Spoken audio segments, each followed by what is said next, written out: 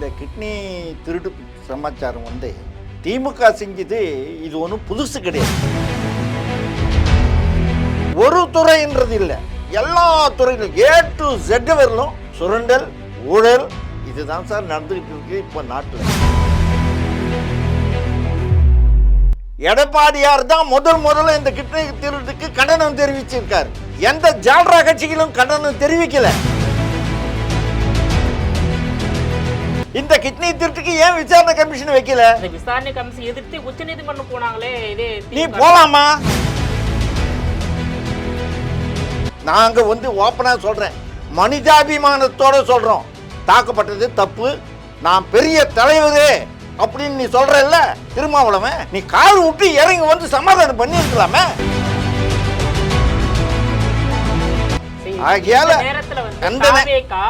அதிமுக இணைய வாய்ப்பு இருக்கின்றதா? இருக்கணும், இருந்தா அவருக்கு நல்லது. இணையலனா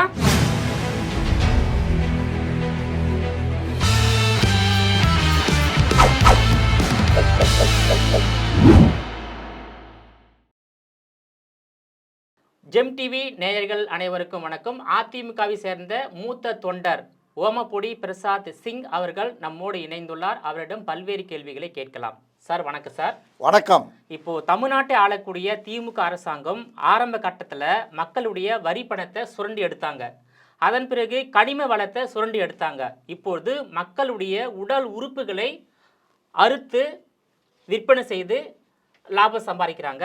இந்த கிட்னி திருட்டு சம்பவத்தை அதிமுக எப்படி பார்க்கிறது? ஜெம் டிவி நேயர்கள் அத்தனை பேருக்கும் தீபாவளி வாழ்த்துக்கள், என்னுடைய வணக்கங்கள்.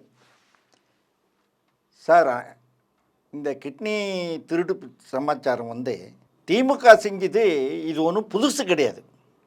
இதுக்கு முன்னாடியே திமுக காரங்க செஞ்சுருக்காங்க. என்கிட்ட ஆதாரம் இருக்குது, போலீஸ் கேஸ் ஆகிருக்குது. அதுவும் நான் இருக்கிற தெருவிலேயே நடந்தது. அது வட சென்னையிலே நான் இருக்கிற தெருவிலேயே அந்த மாதிரி நடந்தது. திமுக காரனுடைய விஜயரங்கம்னு சொல்லிட்டு அவருடைய பையன் இன்னொரு பையன் சேர்ந்து கிட்னி திருடி போன மாதிரி இருப்பான். ஆனால் அவன் இந்த காரியம் செய்வானான்னு தெரியாது யாருக்குமே. போலீஸ் அரெஸ்ட் பண்ணி அவனை ஜெயிலுக்கு அனுப்பப்போ தான் ஊர் ஃபுல்லாக தெரிஞ்சுது கிட்னி திருட்டு. தொன்று திமுக காரங்க கிட்னி திருடுறது வழக்கமாகவே இருக்குது. இப்போ இந்த திருட்டு வட சென்னையில் எப்போ நடந்தது சம்பவம்? இது கிட்டத்தட்ட ஒரு 15 வருஷத்துக்கு முன்னாடி நடந்தது. 15 வருஷத்துக்கு முன்னாடி நடந்தது. இது ஊர் ஃபுல்லாக தெரியும். அப்போது தமிழ்நாட்டை ஆண்டது திமுக. ஆமாம் ஆமாம். அப்போ 2006லேருந்து 2011 வரையில். ஆமாம், அந்த நேரம்தான் அது நடந்தது. இந்த ஜனங்க இப்போ ஹாஸ்பிட்டலுக்கு போகிறதுக்கு பயப்படுறாங்க சார். ஜனங்க ஹாஸ்பிட்டலுக்கு போனால் நம்மளை எதுக்கு இட்டுன்னு போகிறாங்க, என்ன நோய்க்காக போகிறோம், நமக்கு என்ன ஊசி போடுறான்னு தெரிய மாட்டேங்குது. இப்போது ஒரு படத்தில்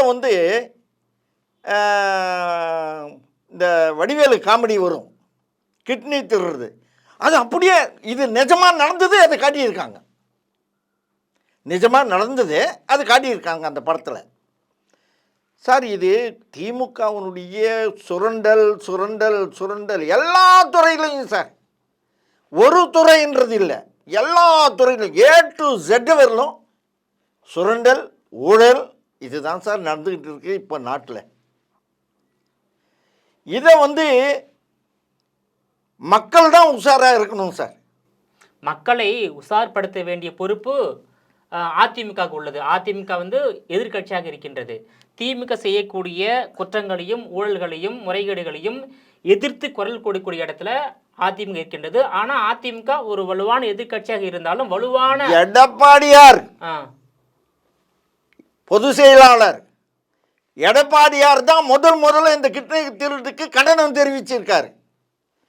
எந்த ஜால்ரா கட்சிகளும் கண்டனம் தெரிவிக்கல, இன்னைக்கு வரும் தெரிவிக்கல, ஒருத்தம் கூட தெரிவிக்கல. இந்த மாதிரி ஒரு பெரிய சம்பவம் நடந்தது.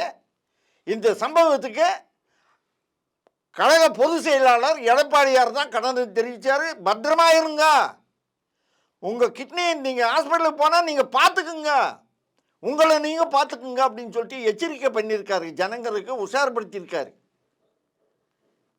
அப்பாவி ஜனங்கள் சார். ஜனங்களுக்கு வந்து எதை எங்கே போகிறோம் எப்படி பண்ணுறோன்னு தெரியாது. போய் எங்கேயாவது போய் லாக் ஆகிட்டாங்கன்னா கிட்னி போயிடும். அந்த மாதிரி தான் இருக்குது இன்றைக்கி இருக்கிற சூழ்நிலை. இந்த திமுக கவர்மெண்ட்டு அந்த மாதிரி தான் சார் இருக்குது. திமுக கவர்மெண்ட்டுனாவே கொலை, கொள்ளை, கற்பழிப்பு, அதிகார துஷ்பிரயோகம், பொய் வழக்கு, புரியுதுங்களா? இதுதான் திமுகனுடைய கவர்மெண்ட்டினுடைய பாலிசியாக வச்சுருக்காங்க அவங்க. இது வந்து பாலிசி அவங்களுக்கு. அதிமுகவுக்கு அப்படி இல்லை சார். மக்கள் தான் மக்கள் பிரச்சனை தான் சார். எங்கள் மக்கள் திலகம் புரட்சித் தலைவர் எம்ஜிஆர் அவர் ஆரம்பித்த இந்த கட்சியை மக்களுக்காக ஆரம்பித்தார். அந்த மக்களுடைய கட்சியை மிக சிறப்பாக எடப்பாடியார் வந்து வழி நடத்திக்கிட்டு போகிறாரு சார். அருமையாக பண்ணுறாரு. ஜனங்க பேசுகிறாங்க சார். இப்போ நான் வரும்பப்போ கூட ஆட்டோவில் 2 ஆட்டோவில் கேட்டேன். நான் வரும்பப்போ ஆட்டோக்காரனுக்களை கேட்டேன், எப்படிப்பா இருக்குது எலெக்ஷன் எப்படி வருவோன்னாக்கா, ஒருத்தன் ஒன்றும் சொல்ல முடியல சார், குழப்பமாக இருக்குது சார் அண்ணா. இன்னொருத்தன் என்ன சொன்னான், சார் எடப்பாடியார் நல்லா செஞ்சார் சார், விஜய் வந்து கூட்டணி வச்சாக்கா விஜய்க்கு பாதுகாப்பு இருக்கும், அதிமுகவும் கெலிக்கும் சார் அப்படின்னு. ஆமாம், தமிழ்நாடு பாதுகாப்பாக இருக்கும்னு சொல்லிட்டு நான் சொல்ல சார், நான் வந்த ஆட்டோ டிரைவர் சொன்னான் சார். என்ன நான் வந்த பயணம் பண்ண டிரைவர் சொன்னான். ஏன்னு கேட்டாக்கா நான் எல்லாருக்கிட்ட கேட்பேன், சர்வே பண்ணுவேன். நான் போகிற ஒவ்வொரு ஆட்டோ டிரைவருக்கும் தெரியும் நான் என்ன கேட்பேன், என்ன எப்படி கேட்பேன்றது. சில பேருக்கு தெரியலன்னாக்கா நான் விளக்கி சொல்லுவேன். அதிமுக வந்து இது மக்கள் கட்சி, மக்கள் கட்சி எதுப்பானுங்க, எது சார்ன்னுவாங்க. அப்போ தான் நான் சொல்லுவேன், இது மக்கள் கட்சிப்பா அதிமுக. சில பேர் கேட்ட உடனே மக்கள் கட்சி என்ன ஒன்று அதிமுக சார்ன்னு சொல்கிறேன். சரி சார், அந்த கிட்னி திருட்டு சம்பவத்தில் அந்த சம்மந்தப்பட்ட சட்டமன்ற உறுப்பினர் கைது செய்யப்பட்ட தெரியல உங்களுக்கு? அதாவது திருச்சி மாவட்டம் மணச்சநல்லூர் தொகுதியை சேர்ந்த திமுக சட்டமன்ற உறுப்பினர் கதிரவன் தான் இந்த கிட்னி திருட்டு ஈடுபட்டுள்ளார். அவர் அப்பா நடத்தக்கூடிய மருத்துவமனையில் தான் கிட்னி வந்து அறுவடை அதை அறுத்து விற்கப்பட்டுள்ளது. ஏறக்குறைய வந்து 8 கோடிக்கு கிட்னியை வந்து வித்திருக்காங்க வெளியில். சார், ஸ்டாலின் கவர்மெண்ட்டு டுபாகோர் கவர்மெண்ட்டு. இது நான் ஏன் டுபாகோர் கவர்மெண்ட்டுன்னு சொல்கிறேன்னா, கரூரில் இத்தனை பேர் இறந்துருக்காங்க. என்ன சார், உடனே விசாரணை கமிஷன் வைக்கிற என்ன சார், சிபிஐ என்கொயரி வேணான்ற, உடனே அரசு அதிகாரிகளை வச்சு ஜால்ரா போட வைக்கிற, இத்தனையும் நடக்குது. குற்றவாளிகளை பாதுகாத்தாக வேண்டும், பாதுகாக்கிறாங்க. நீ இதுக்கு ஏன் விசாரணை கமிஷன் வைக்கல?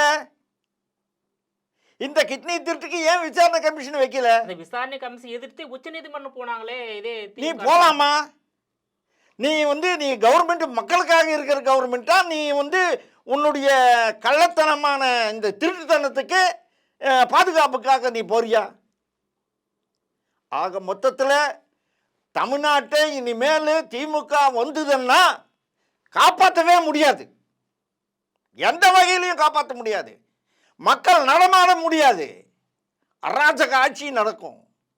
பொதுவாக திமுக காரங்க எல்லாமே சட்டமன்றம் முந்தானத்திலிருந்து சட்டமன்றத்தில் பார்த்தாக்கா உங்களுக்கு எல்லாமே கலை எழுந்து போய் இருக்காங்க சார். திமுக எம்எல்ஏ மந்திரிங்க எல்லாமே ஒருத்தர் முகத்தில் கூட கலை கிடையாது. அந்த குற்ற உணர்வு இருக்குது, முகத்தில் தெரியுது. ஆமாம், எல்லாருக்கும் குற்ற உணர்வோடு தான் அங்கே சபைக்குள்ளே வர்றாங்க. என்ன பேசிட்டு போகிறாரோ, என்ன நடக்குமோ அப்படின்னு பயந்துட்டு இருக்காங்க. அதாவது ஆம்ஸ்டாங் கொலை வழக்கில் சிபிஐ விசாரணை. ஆமாம், அதே போல வந்து விஜய் கரூர் மேட்டரில் வந்து சிபிஐ விசாரணை. ஆமாம், அதுக்கப்புறம் வந்து அந்த கிட்னி திருட்டுலேயும் வந்து நீதிமன்றத்தினுடைய அமைக்கப்பட்ட அந்த விசாரணை குழு விசாரணை தொடங்கியிருக்காங்க. சார், இதில் ஒரு சின்ன திருத்தம். ஆம்ஸ்டாங் கொலை வழக்கில் சிபிஐ என்கொயரி வேணான்னு சொல்லிட்டு கவர்மெண்ட்டு சொல்லுது, மு.க. ஸ்டாலின் கவர்மெண்ட் சொல்லுது. ஏன் சொல்றாங்க? குற்றவாளிகள் இவங்க.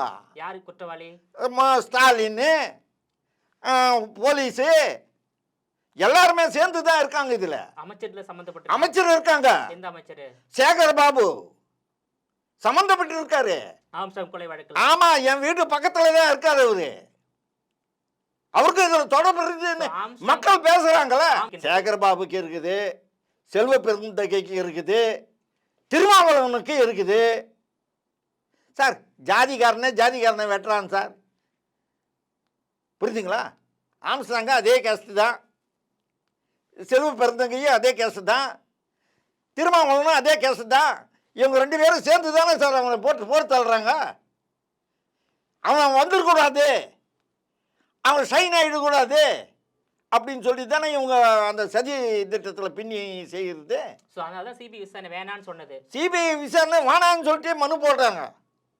ஆனால் இப்போ சிபிஐ விசாரணை உத்தரவு போட்டாங்க, சுப்ரீம் கோர்ட்டு போட்டாங்க.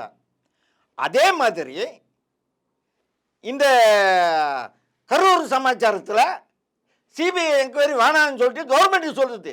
நீ தான் குற்றவாளி இல்லையே, நீ தான் தர்ம பிரபு ஆச்சே, நல்ல ஆட்சி கொடுக்குறீங்கன்னு பீத்திக்கிறிய, தைரியமாக வெய்ய நாங்கள் ஃபேஸ் பண்ணுறோம் அப்படின்னு சொல்ல வேண்டியது தானே. அதை விட்டு அங்கே வந்து சிபிஐ வேணான்னு சொல்லிட்டு மனு போடுறது, இங்கே வந்து அதிகாரிகளை வச்சு பேச வைக்கிறது.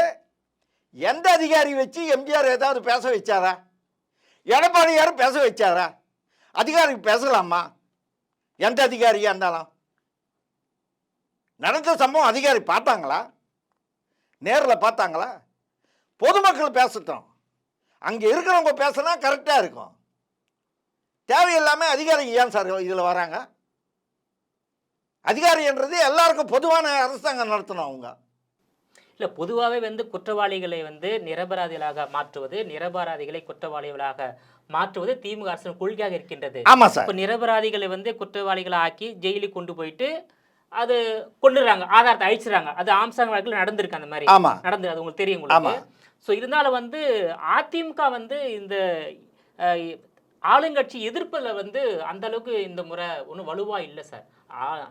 இல்லை, அதுதான் உண்மை. இல்லை சார், அதாவது வந்து அதிமுக தான் முதல் குரலையே கொடுக்குது சார். எடப்பாடியார் தான் முதல் குரல் கொடுக்குறாரு. அவர் என்ன சொல்கிறாரோ அதுதான் நாங்களும் பேசுகிறோம். நாங்களும் தனியாக ஒன்றும் பேசிக்கிறது இல்லை. அவர் உண்மையை பேசுகிறாரு. நடந்தது அவருக்கு வந்த செய்திகள் வச்சு அவர் சொல்கிறாரு. கரெக்டாக விசாரிக்கிறாரு, பேசுகிறாரு. நாங்களும் விசாரிக்கிறோம். நான் லோக்கலில் இருக்கேன் சார். ஆம்ஸ்ட்ராங் வீட்டுக்கும் எனக்கும் ஒரு 4 தெருவு தள்ளி இருக்குது, அவ்வளோதான். 4 தெருவு தான். எங்கே என்ன நடக்குதுன்னு எங்களுக்கு தெரியுமே. ஏன் இந்த மாதிரி? அப்போ இதுக்கு மாத்திரம் இந்த கிட்னி திட்டத்துக்கு மாத்திரம் வேணான்றீங்க, சிபிஐ வைக்க மாட்டேன்றீங்க. என்ன சென்னை உயர்நீதிமன்றம் வந்து சிறப்பு புலனாய்வு குழுவை அமைத்தது.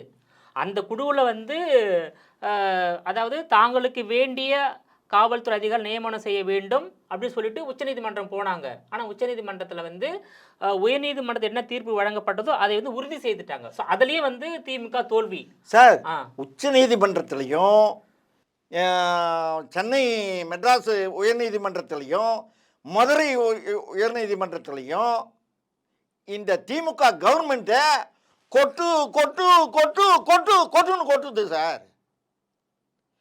தப்பு இல்லாமல் சொல்லுவாங்களா சார்? தப்பு இல்லாமல் சொல்லுவாங்களா சார்?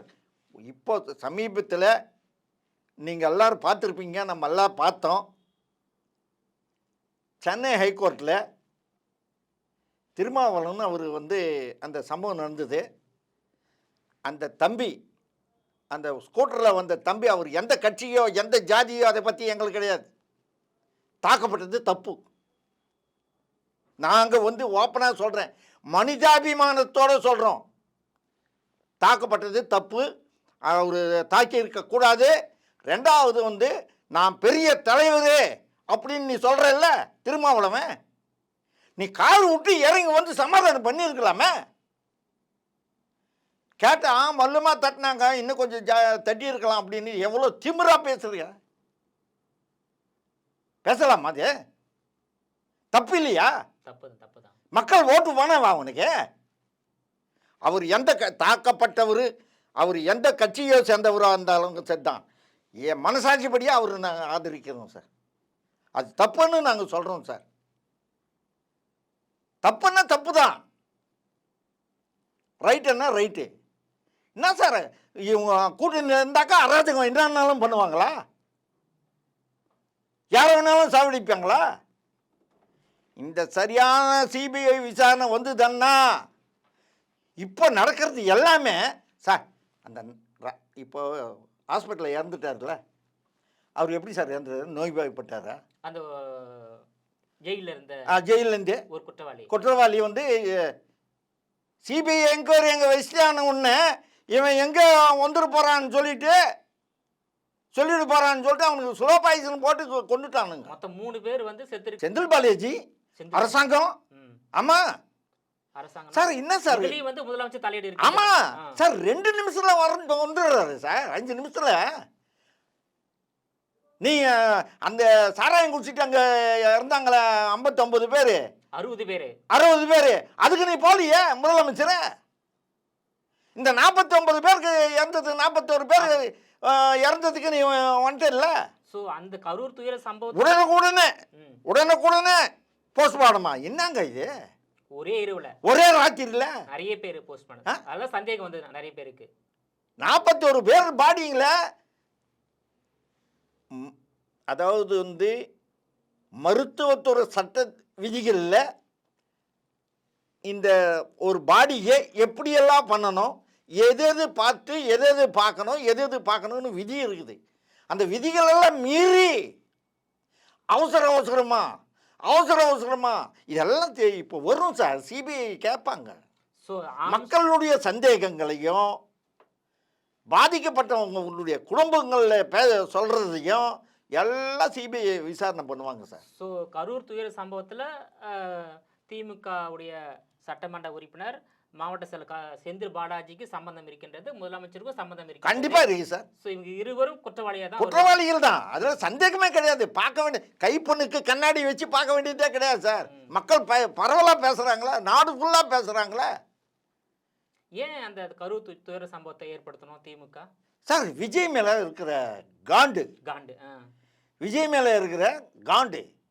என் பையனுக்கு அந்த கூட்டம் வரலையே, விஜய்க்கு இவ்வளோ கூட்டம் வருது அப்படின்ற காண்டு.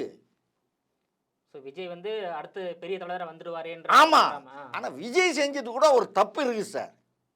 அவர் இவ்வளோ குறுகிய தெருவில் கொடுத்துருக்காங்க. இந்த தெருவில் வந்து நான் வரமாட்டேன்னு சொல்லிட்டு அவர் நேராக நீதிமன்றத்துக்கு போயிருக்கணும், இல்லை கவர்னர்கிட்ட போயிருக்கணும். அதுதான் அவர் செஞ்ச தப்பு. போகாமல் அந்த கேன்சல் பண்ணியிருந்தாக்கா நல்லா இருந்திருக்கும். இன்னொன்று, நான் பகிரங்கமாக ஜெம் டிவி மூலியமாக நான் சொல்கிற குற்றச்சாட்டு, விஜய்க்கு வச்ச குறி. அது விஜய்க்கு வச்ச குறி. என்ன சார் இது? கத்தியோட வருவானா? போஸ்ட்மார்ட்டம் ரிப்போர்ட்டில் 2 பேர் சொல்லியிருக்காங்க கத்தி காயங்கள் இருக்குதுன்ட்டு. அதை கூட்டத்தோட அவர் வந்து கொண்டு. ஆமாம். அதுக்கு தான் இது ப்ரீ பிளான்னால்தான் எங்கேயோ துபாயில் இருந்த துணை முதலமைச்சர் ஓடிடுறான். அன்பில் தர்மலிங்கம் பையன் பேரன் மகேஷ், அவர் வந்து நேராக வந்து சரியான நடிப்பு நடிக்கிறான். எப்பா எல்லாம் பொய்ன்னு தெரிஞ்சு போச்சு சார், வெளுத்து போச்சு. இப்போ கிட்னி திருட்டு சம்பவத்திலையும் வந்து யார் குற்றவாளியாக வருவாங்க சார்? அதாவது திமுக சட்டமன்ற உறுப்பினர் கதிரவன், அதற்கு ஆதரவாக செயல்படக்கூடிய சுகாதாரத்துறை அமைச்சர் மா சுப்பிரமணியனும் இது மட்டும் இல்லை சார். ஏகப்பட்ட கேஸு சார் அவர் மேலே, ஏகப்பட்ட ஊழல் கேஸு. கவர்மெண்ட் நிலத்தை சுவாதீனம் பண்ணிக்கிட்டார் அவர். அதான் நில அபகரிப்பு. அதுவும் இருக்குது, அதுவும் ஒன்று நடக்குது. அண்ணாமலை யூனிவர்சிட்டி அது ஒன்று நடக்குது. எவ்வளோ பெரிய அயோக்கியத்தனம் நடக்குது சார். மக்கள் பார்க்குறாங்களே, மக்கள் பேசுகிறாங்களே சார். திமுககாரங்களே இதை பார்க்குறாங்க சார். பார்த்து அவங்களால பேச முடியாமல் தலை குனியுதான். நான் பார்க்குறேன், அவங்களுக்கு கூட நான் பேசுகிறேன். அவர் அதிமுகவில் இருந்திருந்தாருன்னா இந்த விஜய் ரசிகர்கள் ஒவ்வொருத்தருக்கும் ஒரு எம்ஜிஆர் மன்றத்துக்காரன் அதிமுகக்காரன் ஒரு கேடயமாக இருந்திருப்பான். அதை அவர் தவறு விட்டார். எவ்வளோ பெரிய பிரச்சனையாக இருந்தாலும் அதிமுக பார்த்துருப்பான் சார். அதான் பாதுகாப்பு இல்லாம எடப்பாடி என்ன சொன்னார்னாக்கா, திமுகவை வீழ்த்தக்கூடிய கட்சிகள் எல்லாம் அதிமுக தலைமையில் ஒன்றிணைய வேண்டும் என்று குரல் கொடுத்தார். ஆனா அவர் என்ன சொன்னார்னா, கிடையாது, ஏன் தலைமையில தான் கூட்டணி அமையும், நான் தான் முதலமைச்சர் சொன்னாரு. கடைசியில் அவர் காலியாக்க பார்த்தாங்க, அவர் தப்பிச்சிட்டாரு. இல்ல அவருக்கு இப்பதான் புரியுது. இப்போதான் அதுக்கு தான் நான் முதல்ல இருந்தே சொல்லின்னு இருக்கேன், தனி மரம் தோப்பாவாது, தனி மரம் தோப்பாவாதுன்ட்டு. ஏன்னு கேட்டாக்கா அவருக்கு இப்போ புரியுதுன்னு கேட்டால் அனுபவிக்கிறாரு. அந்த தொண்டனுங்க அவங்க ரசிகருங்க கண்ணீர் சிந்துறாரு, வெம்பி போகிறாரு. எல்லாமே எல்லாம் ஊடகம் மூலியமாக தெரியுது, நமக்கே தெரியுது. நம்ம பார்க்குற காட்சிகளை பார்க்குற நமக்கே தெரியுது. ஐயோ என்னடா ஒரு தொண்டை ஒரு கட்சிக்காக இப்படி ஒரு அநியாயமாக ஒரு பச்சை குழந்தை செத்துச்சு, இந்த மாதிரி பொம்பளைங்க செத்துட்டாங்களா, ஆம்பளைங்க செத்துட்டாங்களா அப்படின்னு சொல்லிட்டு நமக்கே வேதனையாக இருக்குது. பார்க்குறவங்களுக்கே வேதனையாக இருக்குது. அவருக்கு எவ்வளோ வேதனையாக இருக்கும்? அவருக்கு இருக்குது. அதிமுக இணைய வாய்ப்பு இருக்கின்றதா? இருக்கணும். இருந்தா அவருக்கு நல்லது. இணையலன்னா அவருக்கு கஷ்டம்தான். ஆமா ஆமா ஆமா, அதுல சந்தேகமே கிடையாது. இப்படிதான் இப்போ காட்டினாங்க பாருங்க கரூர்ல, அதே மாதிரி தான் சார். நான் மிரட்டுறேன் உருட்டுறேன்னு நினைக்காதீங்க, உண்மையை சொல்லிடுறேன். நான் திமுகவால் விஜய்க்கு ஆபத்து இருக்கு சார். ஏன்னா உதயநிதி அதிமுகவால் விஜய்க்கு ஆதரவு இருக்கு சார். இதுதான் சார் உண்மை. ஏன்னா உதயநிதி விஜய் எதிர்கொள்ள முடியாது. ஆமா ஆமா, அதனால அதுக்காக தான் இது. இந்த தன்னுடைய பையனுக்கு இவ்வளோ மவுசு வரலையே, இவ்வளோ மக்கள் கூடலையே, அந்த வைத்தறிச்சல் சார் விஜய்க்கு புரியுது. அதிமுக தொடர்பு இருக்காங்களா? இல்ல இல்ல இல்ல, விஜய் புரிஞ்சிருக்காரு. விஜய் தொண்டர்கள் இருக்காங்க பாருங்க, அவங்க தானாவே புரிஞ்சுக்கின்னு யாரையும் அழைக்காமையே எடப்பாடியார் எங்கெங்க கூட்டம் போகுதோ அங்கே கொடியோட வந்துடுறானுங்க. அதுக்கு ஒரு பிரச்சாரம், பொய் பிரச்சாரம். என்னன்னு கேட்டாக்கா அதிமுகவே செட் பண்ணி கொடியை ஆட்ட சொல்றாங்க அப்படின்னு பேசப்படுகிறது. அதெல்லாம் பொய் சார். எங்களுக்கு என்ன சார் அதிமுக ஆளா இல்லை, ஆளா பஞ்சம் சார். எங்கள் எம்ஜிஆர் மன்ற தொண்டர்கள் கூடினாங்கன்னா நாடு பத்தாது சார். ஏன் நீங்க 2019 கூடல, 2021 கூடல, 2024 கூடல சார்? அதுதான் அரசியல் தான். அதெல்லாம் அரசியல். அதிமுக தோல்விக்கு நீங்களே காரணமா இருந்திருக்கீங்க. நாங்களும் ஒரு காரணம் தான். எங்க கூட இருக்கவங்களே குழி பறிச்சாங்க. எங்க கூட இருக்கவங்கள இது தோக்கிறதுக்காக குழி பறிச்சாங்க சார். பல பேர் எனக்கு தெரியும். யாரு பேர் சொல்ல மாட்டேன் இப்போ. அதை எம்ஜிஆர் ரசிகர் மன்றம் எல்லாமே எடப்பாடி எதிராக தான் இருந்தாங்க. ஆமா, இல்ல இல்ல இல்ல, எம்ஜிஆர் ரசிகர் மன்றம் எடப்பாடிக்கு எதிராக இல்ல. சில பேர்னா எந்த அமைப்பு? அதுல எம்ஜிஆர் மன்றத்துக்காரங்க கூட இருந்தாங்க. ஏன் அது அவங்க எடப்பாடி ஏத்துக்கிறாங்க. அவங்களுக்கு தன்னை பெருமைப்படுத்திக்கணும், அவங்க கூப்பிடல, முன்னிலைப்படுத்தல.